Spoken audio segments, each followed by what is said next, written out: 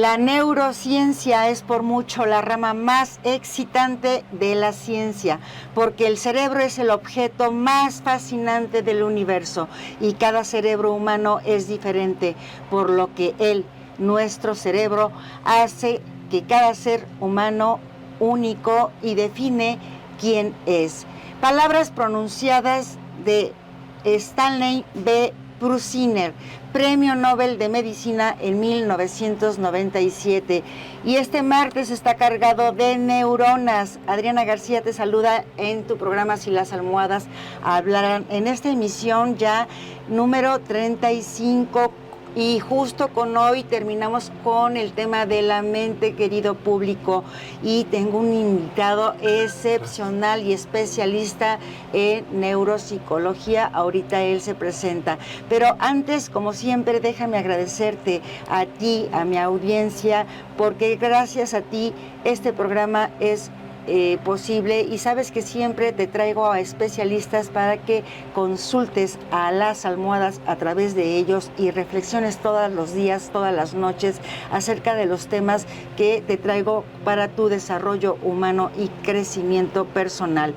Y gracias también a Radio Vital por darme este espacio y retransmitirme todos los viernes en punto de las 2 de la tarde, Si las almohadas hablaran en compañía de tus alimentos. Saludos y gracias a Víctor y Christopher en cabina, bendiciones, gracias, y al teléfono 33 38 13 13 55. También a mi equipo de Aula A Producciones con mi coach y amigo Augusto Carriles, también director y amigo Pipe en cámaras, y también mi colaborador, amigo y experto en editor y redes sociales. Gracias, Jair.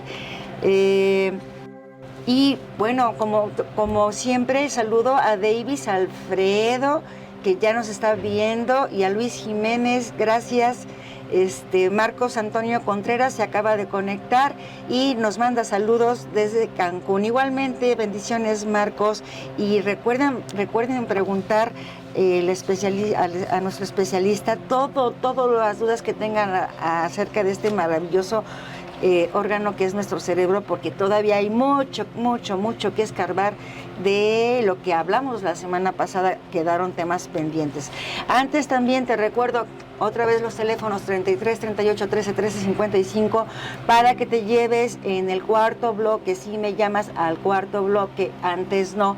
A ver qué te dicen las almohadas a través de nuestro angelólogo Juan Carlos Vázquez, con su lectura de tarot o una armonización. Y siempre te digo qué es lo que pasó o se celebra un día como hoy. Hoy tenemos 3 celebraciones. Es el Día Mundial de la Eficiencia Energética. Hay que cuidar la energía porque está haciendo mucho daño a nuestro planeta. Y es el Día Mundial del TID, TID, es decir, trastorno de identidad disociativo, y justo este tema va muy ad hoc con la neurociencia. Este trastorno antes era conocido como personalidad múltiple. Y también hoy es el día, y curiosamente, ¿no? Hoy es el día de la abstinencia digital. Se cayó Facebook y Instagram durante casi una hora. ¿No será que se unieron a la celebración de este día de la abstinencia digital? Pero bueno, yo creo que nos convirtió en un caos, porque ya no nos podemos desprender de las redes sociales, ni del internet, ni de nuestros aparatos mediadores de esta gran herramienta. Ya se conectó también Andrew Martínez, y saludos, Andrew. Y te presento a nuestro invitado de hoy. Muchas gracias por estar aquí. Él ahorita nos va a dar más datos acerca de su preparación, pero es el neuropsicólogo Daniel Benítez Saldaña. ¿Cómo estás? Gusto en saludarte, y qué bueno que estás con nosotros. Muchas gracias, Adriana, por la invitación. También agradezco a Davis por la invitación que me hizo para estar aquí con ustedes el día de hoy. Muchas gracias. ¿Tu especialidad? Muy bien, pues soy psicólogo de formación por parte de la Universidad de Guadalajara. También estudié la maestría en Ciencias del Comportamiento con una orientación en neurociencias, también de la Universidad de Guadalajara. Y me dedico actualmente a la práctica clínica con niños y niñas que presentan alguna condición del neurodesarrollo. Me encargo de la evaluación para establecer algún diagnóstico y en el caso de haber un diagnóstico, hacer intervención neuropsicológica o cognitiva. Fíjate que ahora voy a empezar al revés para presentarte a ti porque traes temas muy interesantes y abarcas un público de afectaciones del cerebro desde el nacimiento, que es muy importante porque hace poco entrevisté ahorita me acuerdo de su nombre, pero a una mamá joven que tiene un movimiento, porque uno de sus hijos tiene el trastorno del lenguaje. ¿Trastorno específico del lenguaje? Trastorno específico del lenguaje, y ya viaja a España y ya viaja a México y no sabe qué hacer, o sea, pero tú tratas ese tipo de trastorno, ¿y cuáles más? Sí, las condiciones del neurodesarrollo que se presentan en la infancia son pues las predominantemente genéticas, pero que tienen una consecuencia cognitiva. Pero las que no tienen una condición médica de base sería la condición del espectro autista, el trastorno por déficit de atención e hiperactividad, los trastornos específicos del aprendizaje, los trastornos propiamente como me comentas, los trastornos específicos del lenguaje, la discapacidad intelectual, aunque pueda haber consecuencias del daño cerebral que trae consigo discapacidad intelectual, pero en la infancia se presenta sin ningún tipo de afectación médica, y los trastornos motores en la infancia. ¿Hay mejoría? Sí, hay mejoría debido a que en la población infantil el funcionamiento del cerebro, aunque en los seres humanos el cerebro funciona de la misma manera, por las diferentes etapas del desarrollo, el cerebro de los niños tiene mayor capacidad de recuperación y aprendizaje. ¿El Asperger? Anteriormente la condición del espectro autista se dividía en varios niveles según la severidad y la afectación en la comunicación social y en la interacción. Entonces, pues en el DSM-4 todavía el Manual Estadístico y Diagnóstico de las Enfermedades Mentales todavía describía el síndrome de Asperger como una entidad clínica distinta al Asperger, al autismo, perdón. Que también tiene un espectro, no son todos iguales, ¿no? Hay casos diferentes. Por eso, como dije en la introducción, cada cerebro humano es diferente y nuestro cerebro nos hace únicos y define quiénes somos. Es correcto. De hecho, lo que nos hace únicos, aunque reitero la idea de que el cerebro funciona igual en cada uno de los seres humanos, hay componentes que nos hacen distintos, ¿no? Entonces, la manera en la que procesamos la información, la manera en la que nos conectamos con el mundo que nos rodea, cómo nos comunicamos con las otras personas, es la base para establecer las diferencias en cada uno de nosotros. Interesante, Daniel. Y fíjate que yo quisiera empezar este programa porque la vez pasada con nuestro especialista Nahum dejamos, porque ya se nos fue el tiempo, dejamos dos casos que suceden a las personas muy importantes. El más conocido es cuando pierdes un miembro de tu cuerpo, una extremidad, una partecita, aunque sea chiquita, o incluso un órgano como un ojo o los dos, o un riñón, etcétera. Se nos queda el síndrome del miembro fantasma. Correcto. Y comentábamos que porque si ya no lo tienes, sigues sintiendo que lo tienes, incluso sigues sintiendo comezón, cosquillas, entumecimiento, si hablamos de una extremidad, y pues quieres rascarte y ya no hay nada, o sea, no estás sintiendo en la parte que existe, en la parte que sigue unida a tu cuerpo, sino en la que perdiste. ¿A qué se debe? Sí, es un principio básico de las neurociencias entender que en el cerebro tenemos una distribución de todo nuestro esquema corporal, o básicamente tenemos una copia de las partes de nuestro cuerpo en el cerebro. Hay una región del cerebro que se llama lóbulo parietal. En el lóbulo parietal tenemos la distribución somatotópica de todas las extremidades y todas las porciones de nuestro cuerpo y las vísceras del cuerpo. Entonces, cuando hay amputación de alguna extremidad del cuerpo o hay la pérdida de algún miembro, entonces la información sigue presente en el lóbulo parietal. Entonces, aunque se haya cortado la conexión motora o en este caso la conexión que hay con el sistema nervioso periférico, la distribución del cuerpo sigue estando en el cerebro, porque quien siente la información es el cerebro. Exactamente. Entonces, esta información táctil, por alguna razón, es un tema todavía de debate, todavía hay muchas hipótesis al respecto, pero básicamente es esta organización, de hecho se le conoce como el homúnculo de Penfield, lo descubrió este neurocientífico a mitad del siglo XIX. Esta parte del cuerpo está distribuida en el lóbulo parietal y es ahí donde nosotros podemos encontrar la distribución de los dedos, la distribución de los brazos, de las piernas. Pero debemos entender que el cerebro se conecta con el resto del cuerpo a través de diferentes núcleos de relevo y el sistema nervioso periférico. Entonces, cuando hay esta situación médica, una amputación, pues la información sigue viajando hasta donde llega la fibra nerviosa. Así es. Entonces, podemos experimentar sensaciones como las experimentábamos antes de perder el miembro, porque en el cerebro tenemos también una copia de nuestro cuerpo. Ay, qué interesante lo que nos está diciendo nuestro especialista Daniel.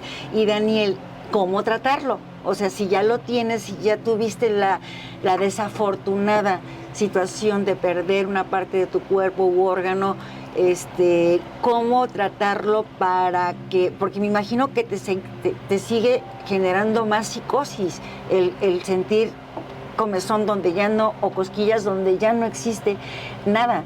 Entonces, ¿cómo tratar a estos pacientes?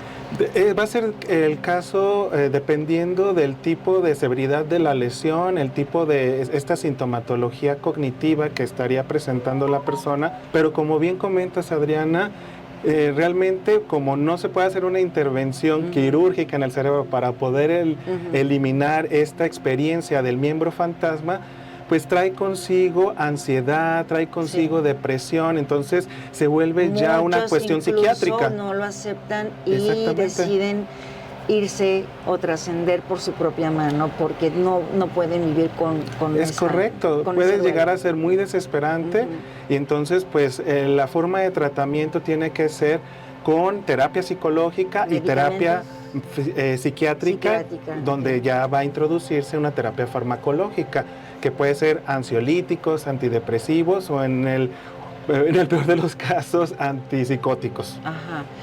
Muy interesante, y ahora creo que todavía nos queda tiempo, o llamando a corte. Ahorita te regresa, Daniel, te hago otra complicada pregunta. No te desconectes, querido público, marca 33 38 13 13 55 y consulta a las almohadas. El auténtico sabor argentino en Parrilladas Argentinas Fonda. Ven a disfrutar de los mejores cortes de la ciudad, un excelente ambiente familiar y el mejor servicio. 20 años de experiencia nos respaldan. Te esperamos en Avenida Mariano Otero 3990, Colonia Ciudad del Sol, en Zapopan.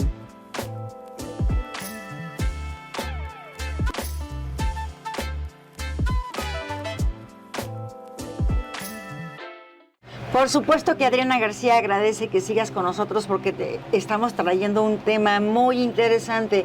Pero antes saludo al Centro de Lenguaje, Aprendizaje y Psicología Integral que nos está viendo, y muy ad hoc el tema para este centro. Saludos y bendiciones. Davis también manda saludos, y a su amigo Dani, un fuerte abrazo. Gracias, David. Y Marcos Antonio comenta que en su familia están viviendo con un caso de trastorno de bipolaridad y otro de autismo. Hasta ahora se siente más sensible en estos temas. Pues Marcos, estamos contigo, y pues claro que este programa y nuestro especialista pueden responder a todas tus inquietudes. Saludos a Sonny Barrios también, a Tamín Ruelas y a Iván Ochoa. Daniel, antes de irnos a corte, te quería hacer otra pregunta, que también me despedí la semana pasada con esa pregunta. Sí.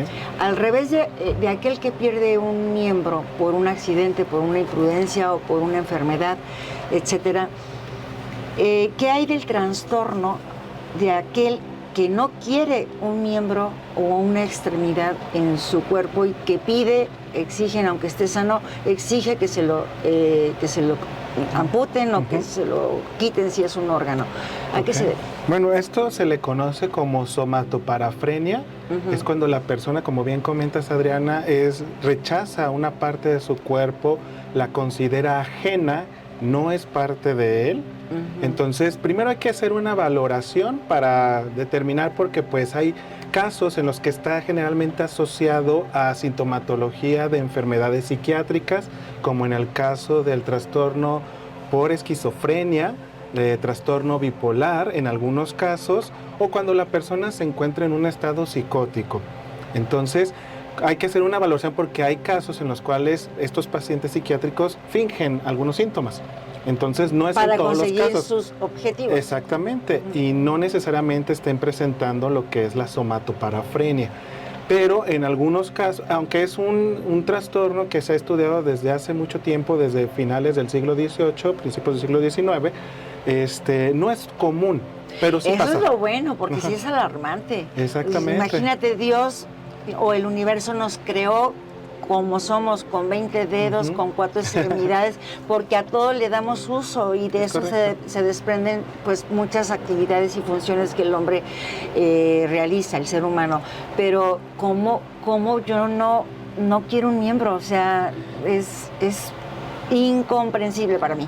Tiene la misma base biológica que el síndrome del miembro fantasma. Te mencionaba antes del corte que el lóbulo parietal tiene una representación de nuestro esquema corporal.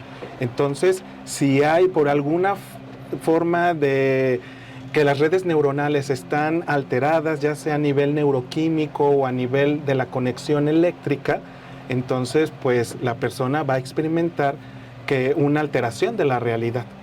En este caso, pues va a tener una alteración de su esquema corporal y eso va a poder ser la causa que rechace un miembro de su cuerpo y solicite al sector salud que se lo remueva. Pero como esta situación puede estar más relacionada con trastornos psiquiátricos o experiencias psicóticas, entonces hay que hacer una valoración con el profesional adecuado. ¿Qué eres tú? De hecho, el área sería más con el psiquiatra. Bueno, van de la mano, ¿no? Sí, claro. Van de la mano. Sí, uno lo detecta y otro lo transfiere y le da seguimiento químico. Es correcto. En este caso, pues, dentro del sector salud y propiamente con el equipo de psicología, psiquiatría y neuropsicología, pues estamos capacitados para identificar este tipo de condiciones del estado mental, pero pues sí hay que, como dice el dicho, zapatero a su zapato. El neuropsicólogo no trabaja directamente con el paciente psiquiátrico, sino lo hace el psiquiatra. De acuerdo. Pues tus comentarios me llevan a más preguntas complejas quizás, pero actuales. Y vamos a tocar un tema sensible. Tiene que ver también la neurociencia, y yo creo que sí, y de qué forma, con la diversidad de género.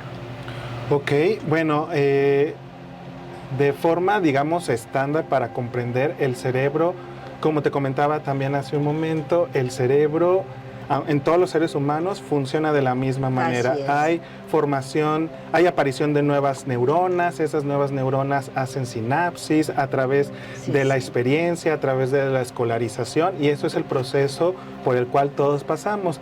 Pero sí hay estudios que refieren que el cerebro del hombre y el cerebro de la mujer procesan la información de manera distinta. Hay algo que se le conoce como asimetría cerebral. La asimetría cerebral vendría siendo los estilos cognitivos en cómo procesamos la información entre individuos. Ahí es donde entraría el tema de la neurodiversidad, y hay asimetrías sexuales. tanto anatómicas como funcionales en hombres y mujeres. Entonces, ¿qué hay con respecto a la diversidad de género? Pues partamos desde este punto, ¿no? El hombre y la mujer procesan la información de manera distinta, ya sea en términos de lenguaje, en términos de procesamiento en habilidades perceptuales, en habilidades atencionales y de funcionamiento ejecutivo, pero también, por ejemplo, se está estudiando las implicaciones que tiene el cerebro de personas de la comunidad LGBT y qué impacto tiene esto en el rendimiento cognitivo y cuál es la base biológica de la diversidad en los seres humanos. Vaya, hablando de la mente, cuando estás pequeñito y vas creciendo y no te identificas con personas del género, ¿aproximadamente a qué edad el niño o la niña empieza a darse cuenta que es diferente? La clave es cuando ha adquirido el lenguaje.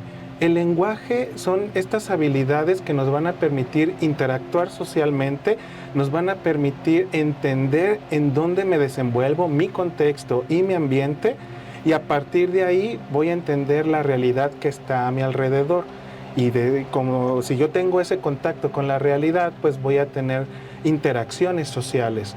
Y todo eso a través de la formación de mi propio estado mental y de mi personalidad, voy a ir construyendo la persona que soy.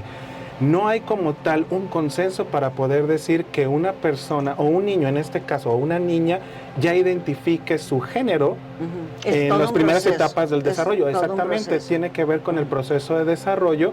Y hay una parte crucial en nuestro desarrollo. En nuestro cerebro tenemos una porción en el lóbulo frontal que se le conoce corteza prefrontal.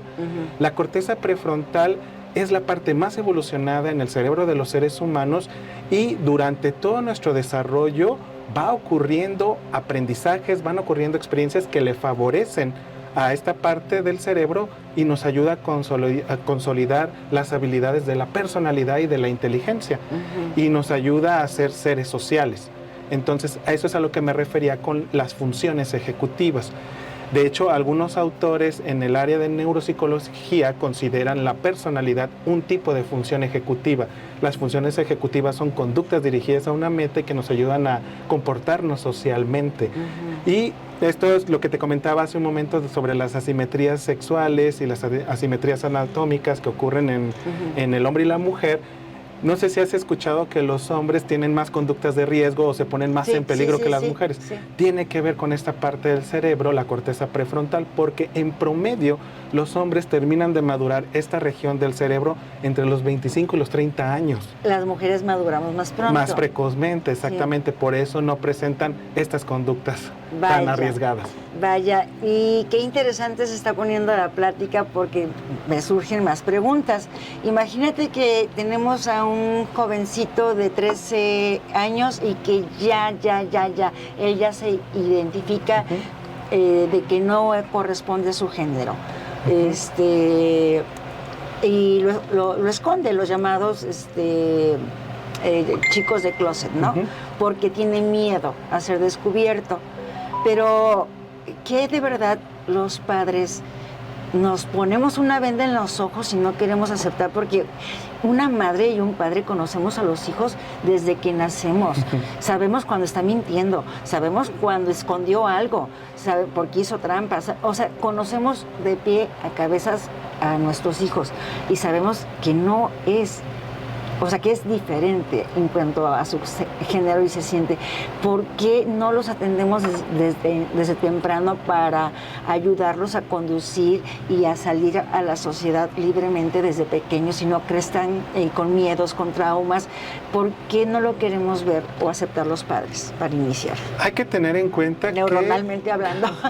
Obviamente en la diversidad sexual hay un sustrato neuroanatómico, ya que el cerebro es la base de nuestro estado mental y nuestro estado mental involucra nuestras creencias, involucra nuestra personalidad, lo que comúnmente se conoce como facultades mentales, es lo que nos hace ser autónomos e independientes en nuestra vida diaria como individuos. Pero al nosotros reconocer que constructos sociales como el género qué son los roles típicamente masculinos, los roles típicamente femeninos, pues nos tenemos que educar. Y al educarnos salimos de la ignorancia. Y si nosotros estamos viviendo en nuestra casa estas situaciones sociales o vemos que nuestro hijo presenta esta diversidad en la expresión de su sexualidad, pues a partir de la educación nosotros vamos a ser más sensibles, vamos a tener la mayor información para poder apoyar a nuestros hijos en este caso. Así es.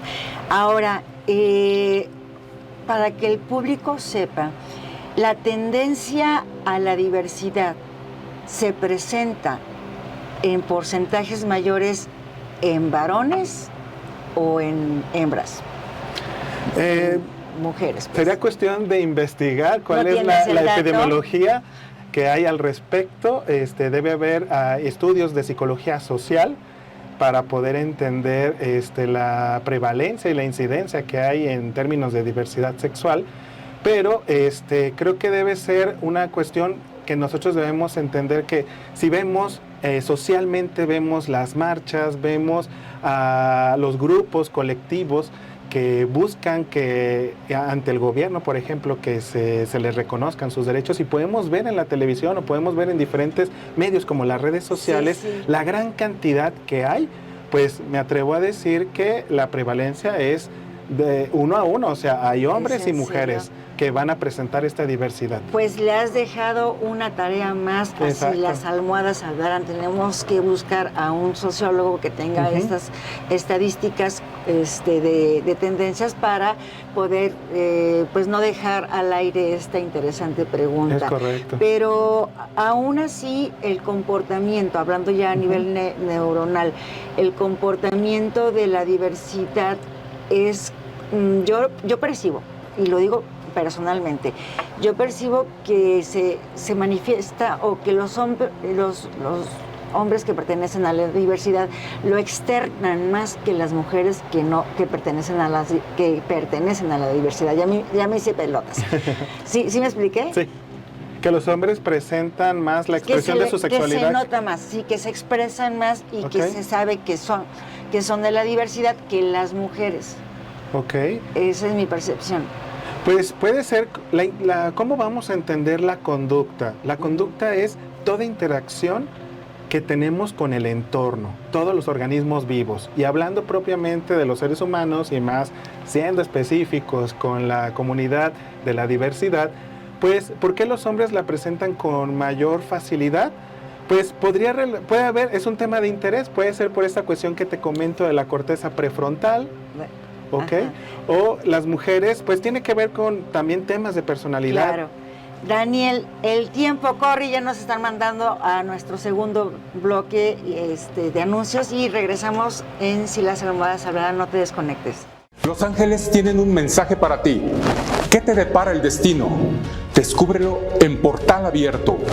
Todos los jueves, 4:30 de la tarde, por Aula A Producciones. No te lo pierdas.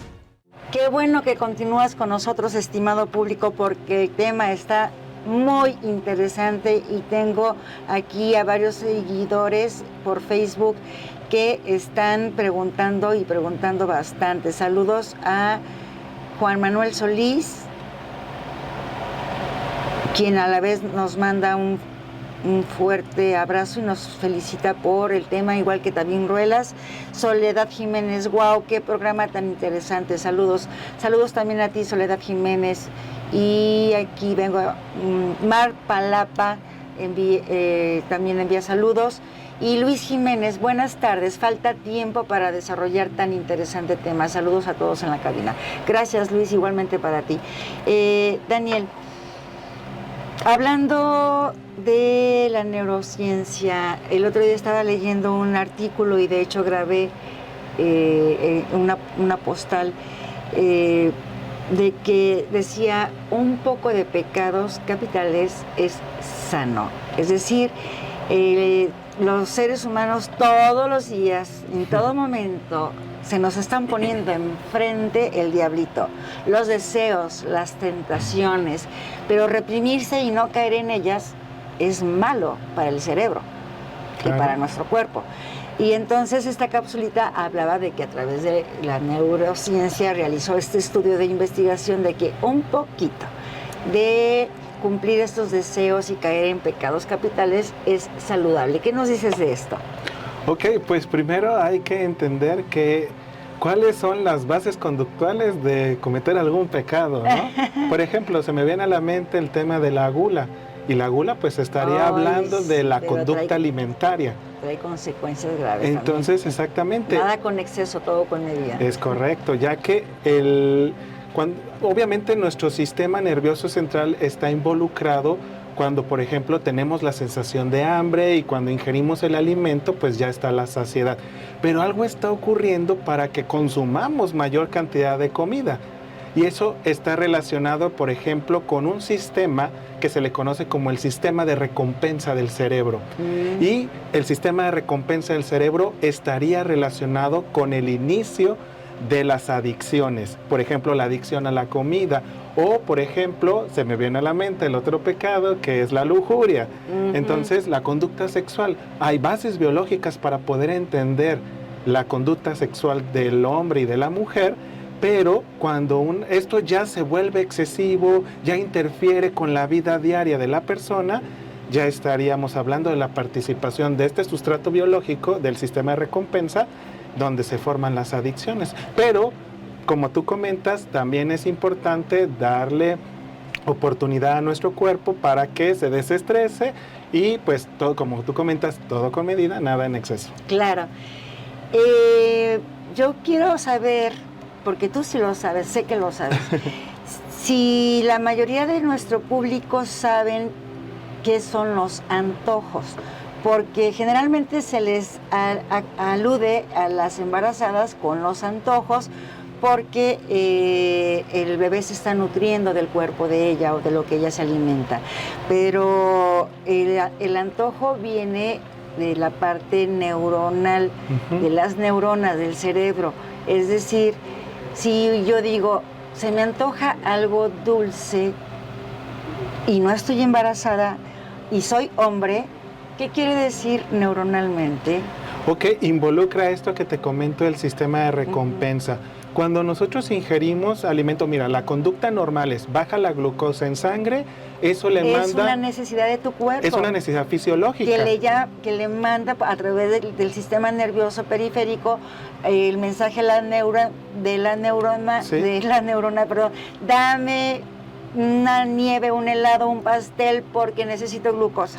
Pero en este caso, cuando baja la glucosa en sangre, manda una señal al hipotálamo, una de las principales glándulas en el cerebro, que desencadena la respuesta del hambre. En este caso, libera un péptido que se llama neuropéptido y ya es ahí cuando nosotros decimos, tengo hambre. Pero cuando ya nos alimentamos, el sistema gastrointestinal manda una señal, de nueva cuenta al hipotálamo, y libera, el sistema gastrointestinal libera una hormona que se llama leptina, que llega al hipotálamo y ahí es donde nosotros tenemos la sensación de saciedad. Pero ¿qué pasa con esto de los antojos? El sistema de recompensa, ya que cuando ingerimos generalmente alimentos ricos en lípidos, ricos en azúcares, tienen un efecto recompensante en el cerebro. Entonces, en el sistema de recompensa se da una liberación de neurotransmisores y de péptidos como la dopamina, de betaendorfinas, que son estos péptidos que van a causar esta experiencia de placer y de bienestar. Y es por eso que cuando ingerimos los antojitos se vuelve una conducta motivada y reforzante, lo que hace probable que se vuelvan a consumir en el futuro. Entonces, sí hay una base biológica para consumir antojitos. Dios santo, qué maravilloso especialista eres, Daniel, felicidades. Gracias. Y qué maravilloso es nuestro cerebro, ¿no? Exactamente. Así de complejo es de tan infinitamente maravilloso. 100,000 millones de neuronas conforman nuestro cerebro, 100,000 millones de neuronas. Y cada una de ellas tiene diariamente 10,000 conexiones. Sí. Como ya nos están mandando a corte, la respuesta me la das regresando, Claro. Daniel. Los voy a dejar pensando a nuestro público. Con la incertidumbre. 100,000 millones de neuronas tiene nuestro cerebro y cada una de ellas tiene 10,000 conexiones a diario. Y te recuerdo llamar al 33 38 13 13 55 para que en el cuarto bloque te lleves la lectura de tarot con nuestro angelólogo Juan Carlos Vázquez. No te desconectes en Si las almohadas hablaran. Aula Producciones tiene para ti estudios de grabaciones totalmente equipados con streaming o grabaciones de tus programas.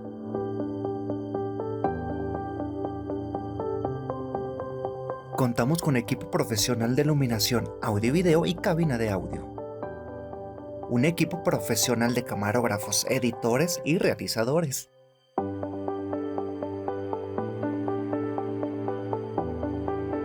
Búscanos en nuestras redes sociales como @aulaproducciones o al WhatsApp 33 37 06 29 46.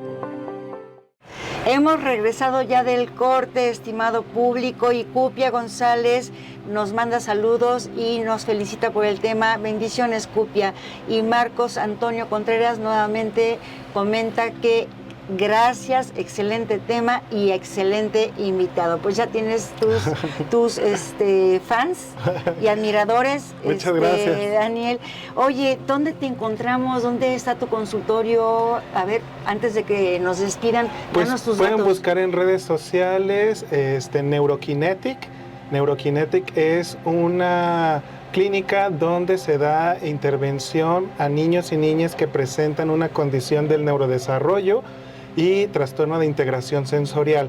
Se da este proceso de valoración para hacer un correcto diagnóstico y también la terapia sensorial a niños que tienen la condición del espectro autista. Nos pueden encontrar en la colonia Chapalita, ahí en Avenida Niño Obrero, frente al Walmart, pero ahí está Neurokinetic. Estamos muy cerca de Aula Producciones. Exacto. Sí, sí, en Chapalita. Muy bien, pues ahí vamos a estar contigo, vas a ver que vamos a estar dando guerra cada rato. Encantado. Nos fuimos con la cantidad de millones de neuronas que hay en nuestro cerebro y la cantidad de conexiones que realizan a diario. Ahora te pregunto, primero, ¿por qué? ¿Cada cuándo se muere una neurona? Porque ya no es reemplazable como otras células. Es correcto. Es la única célula del cuerpo que ya no se reemplaza. Se muere y la pierdes.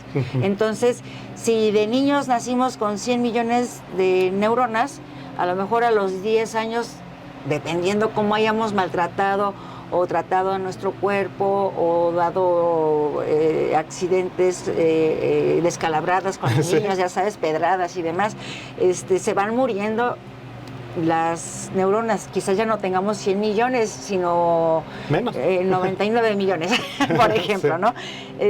Pero crecemos y luego el alcohol, el cigarro, las drogas y qué sé yo. ¿Con qué frecuencia se van perdiendo neuronas a diario? Más o menos. Hay un proceso natural que está programado genéticamente en nuestras células, que es el de apoptosis. La apoptosis significa muerte celular programada. A partir de ese billón de neuronas que tenemos en la formación y maduración del sistema nervioso, antes del nacimiento tenemos una muerte celular programada. Entonces, no nacemos con todas las células que se originaron para que le den forma al cerebro. Después, cuando estamos creciendo, en el proceso, porque antes del nacimiento está la formación del sistema nervioso, Sí. pero antes de que nazcamos hay maduración del cerebro y cuando nacemos y durante toda nuestra vida va a haber ese proceso de maduración. Hay ese proceso, entonces otro momento crucial donde hay una muerte celular programada de las neuronas es en la adolescencia. Pero es algo normal, es algo esperado. Sí. Y otro que ocurre es que lo que vamos a generar con nuestro estilo de vida Así es. saludable o no saludable. Ajá.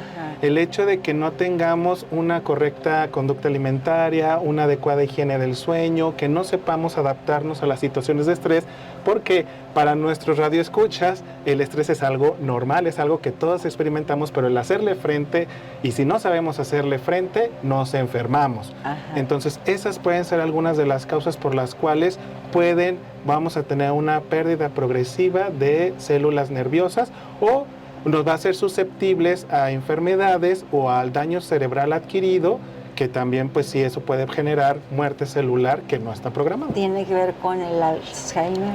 En este caso, La demencia senil, que conforme vamos avanzando en edad, en la senectud, ya... Hay un proceso de envejecimiento normal. Como te comentaba, hay un pico donde los seres humanos ya el cerebro no madura, ya no se van a formar tan fácilmente las conexiones neuronales, pero sí ocurre, ya es más lento el proceso y es el proceso del envejecimiento. A partir de los 35 años ya empezamos, me gusta utilizar esta analogía en la que los niños y las niñas empiezan su desarrollo como la subida en una montaña rusa. Llegamos a un pico y vamos a empezar a descender. Entonces hay patologías neurológicas donde este envejecimiento es precoz. Se puede presentar cuando tenemos 20, 30 o 40 años de edad y pues es patológico. Y eso es lo que pasa con las enfermedades neurodegenerativas como la enfermedad de Alzheimer, Parkinson o esclerosis múltiple, por mencionar algunas. Ya ven por qué público siempre les digo que los terapeutas, psicólogos, psiquiatras y neuropsicólogos como nuestro especialista de hoy deben de ser nuestros médicos de cabecera, porque si ya por ADN, por genética, vaya, o por nuestros comportamientos conductuales en la vida y por accidentes también se va mermando nuestras capacidades neuronales o cerebrales y somos lo que pensamos, somos lo que nuestra mente nos dicta. Entonces, qué mejor de alargar la salud de nuestras neuronas y si ya las hemos perdido, que es la siguiente pregunta, Daniel, ir con nuestro terapeuta especialista para que nos haga hacer sinapsis, es decir, conexiones nerviosas para retomar habilidades perdidas. Explícanos un poquito de eso. Sí, dentro de las neurociencias hay un apartado que son las neurociencias clínicas y ahí entra la neuropsicología. La neuropsicología es estudiar el rendimiento cognitivo en las habilidades de atención, en las habilidades perceptuales, las de memoria, las motoras, las de lenguaje y las ejecutivas. Entonces, dependiendo de si tú no tienes una lesión cerebral o presentas una lesión cerebral o una enfermedad psiquiátrica o una condición del neurodesarrollo, ir con el neuropsicólogo es tener una valoración que te va a decir cómo está tu rendimiento cognitivo actual, también a nivel conductual e intelectual, y a partir de ahí se te puede proponer un plan de tratamiento para trabajar. Hay varios procesos, pero puedes restituir funciones, no al nivel del estado original, pero se puede restituir funciones, se pueden sustituir funciones y se puede trabajar de manera integral. Entonces, pero si no trabajamos con un psicólogo o un neuropsicólogo de la mano, pues nosotros podemos, teniendo un estilo de vida saludable y al mismo tiempo hacer cosas diferentes. Y esa es la mejor evidencia que tenemos del aprendizaje en nuestra conducta y eso va a favorecer una mejor calidad de vida. Claro. Cuando alguien tiene un evento y es adulto, por ejemplo, un evento de un golpe o una fractura en el cráneo por algún accidente, y todo depende también de la región que se fracturó. En ese golpe mueren muchas neuronas. Va a depender de la consecuencia porque no es lo mismo hablar de una fractura de cráneo a una contusión cerebral, pero generalmente en un traumatismo craneoencefálico se compromete el tejido nervioso. El tejido nervioso es tan delicado, tiene la consistencia de un flan, entonces pues ya sea el intercambio de fuerzas que hay en un traumatismo, pues puede generar varias condiciones, una contusión cerebral o un fenómeno que se le conoce como síndrome axonal difuso, en el cual se despegan los axones de las neuronas y hay o sea que son digamos las manitas. Ajá, exactamente. Como un pulpito. Las prolongaciones de la neurona se separan del cuerpo celular y eso genera pues el daño cognitivo. Pero sí, como tú comentas, Adriana, dependiendo del lugar de la lesión, de la severidad, pues vamos a tener las consecuencias o secuelas neuropsicológicas que hay que trabajar. Ya nos estamos despidiendo, Daniel, pero el tema está muy interesante y por supuesto que el público está pregunta y pregunta, y mira, aquí está conectada Irma Alicia Núñez Villanueva, que justo es mi prima mayor, a quien le mando besos y bendiciones, pero también justo, y es una guerrera porque su única hija que tiene autismo desde pequeña, y ella, la Irma Alicia, la ha sabido llevar y sacar adelante. Bendiciones, Irma. Y pues, querido público, por favor, antes de despedirnos, nadie llamó para la lectura de tarot con Juan Carlos Vázquez, pero de verdad, no dejemos nuestro cerebro como cosa aparte. Es más las veces que se están acrecentando las necesidades de acudir al psicólogo y darle mantenimiento a este órgano que nos hace realizar maravillas en nuestra vida, y que podemos llegar a una edad avanzada con mejor calidad de vida, memoria, habilidades, el gusto y la alegría por la vida, ayudar a nuestros descendientes, nietos, bisnietos, qué sé yo, pero pues ya el próximo martes entramos al tema del cuerpo. El cuerpo, que también es un universo mágico y maravilloso e inmenso, y pues nos van a llevar varias emisiones a hablar de todo lo que es el cuerpo, pero voy a invitar a nuestro especialista de hoy, Daniel Benítez, a nuestra versión digital de Si las almohadas hablaran, los miércoles a las 8 de la noche, y aceptas, ¿no? Claro. Daniel? Ahí es en versión digital con cámaras, para seguir hablando más de la neurociencia. Y pues gracias nuevamente, público, por hacer esto posible. No te olvides conectarte el próximo martes para hablar del tema del cuerpo. Adriana García te bendice y te agradece que hayas estado hoy con nosotros en Si las almohadas hablaran. Bendiciones.